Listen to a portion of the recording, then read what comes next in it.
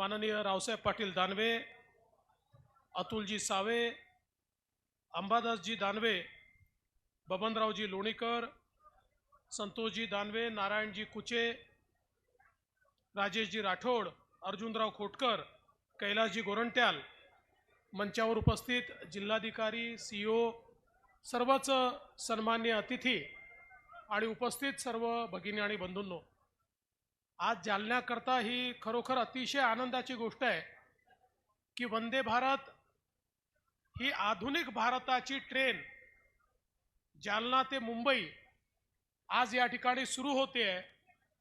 मी देशाचे पंतप्रधान माननीय नरेंद्र मोदीजी यांचे आभार मानेन की त्यांनी वंदे भारत ट्रेन याच्या माध्यमातून एखाद्या प्रगत राष्ट्रामधली जशी रेल्वे असते तशा प्रकारची रेल्वे अमृत नोनी आर्थो प्लस ये एक प्रूवन फॉर्मूला है। इसमें मौजूद नोनी फल के गुण और आयुर्वेदिक जड़ी बूटियां शरीर को जरूरी पोषक तत्व देने के साथ साथ हड्डियों और जोड़ों के घिसने, उनमें होने वाले सूजन और दर्द को रोकने में मदद करता है। दर्द मुक्त जीवन के लिए अमृत नोनी आर्थो प्लस ही आपल्याला उपलब्ध करून दिली आणि महाराष्ट्रातली 6वी वंदे भारत ट्रेन ही आता जालन्यातनं सुरू झालेली आहे।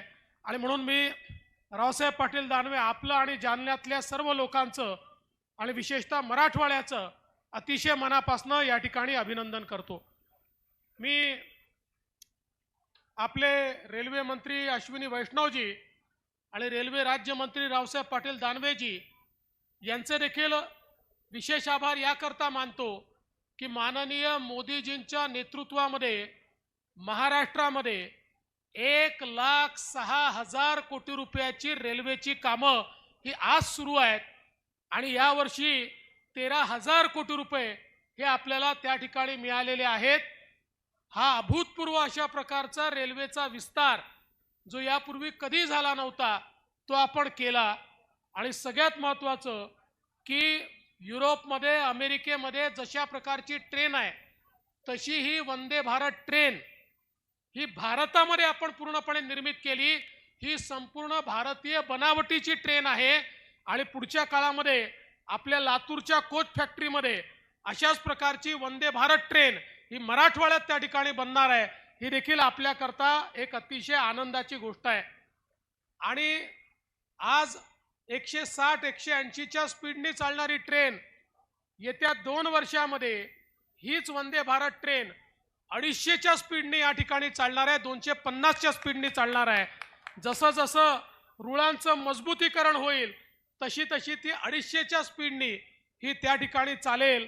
आणि म्हणून मला असं वाटतं हे जे काही आधुनिकीकरण झालेलं आहे, आज आपण पाहतो महाराष्ट्रामधल्या जवळजवळ सगळ्या स्टेशनला केंद्र सरकारने आधुनिकीकरणामध्ये निधी दिलेला आहे, त्याचा देखील कायापालट होतोय।